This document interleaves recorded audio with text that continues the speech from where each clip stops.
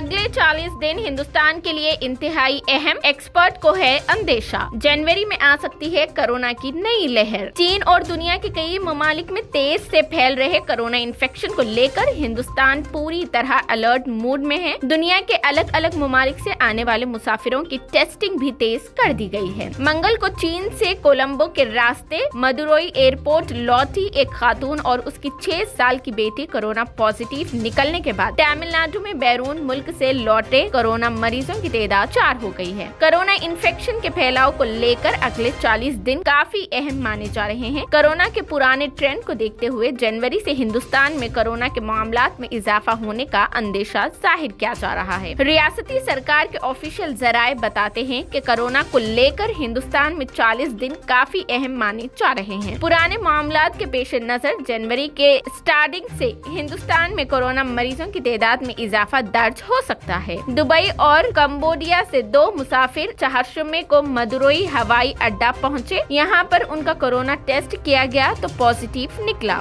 उनके बाद बैरून मुल्क से लौटे मुसाफिरों के कोरोना पॉजिटिव मामलात की तादाद बढ़कर 4 हो गई है। तमिलनाडु के सेहत और खानदानी बहबूद के वजीर MA सुब्रमण्यम ने दोनों मुसाफिरों के कोरोना टेस्ट में पॉजिटिव पाए जाने की तस्दीक की है। इन दोनों मुसाफिरों में एक खातून और उसकी 6 साल बेटी शामिल है, जो कोलंबो के रास्ते चीन से लौटी थी। मंगल को दोनों मुसाफिर मदुरई एयरपोर्ट पर उतरे थे, जहां कोरोना टेस्ट किया गया, जिसकी रिपोर्ट पॉजिटिव आई है। वजीर सेहत ने कहा कि कोरोना पॉजिटिव पाई गई 36 साल खातून के भाई मदुरई एयरपोर्ट से फैमिली को विरोध नगर ले गए थे। अब उनकी भी कॉन्टैक्ट ट्रेसिंग की जाएगी और RT-PCR टेस्ट किया जाएगा।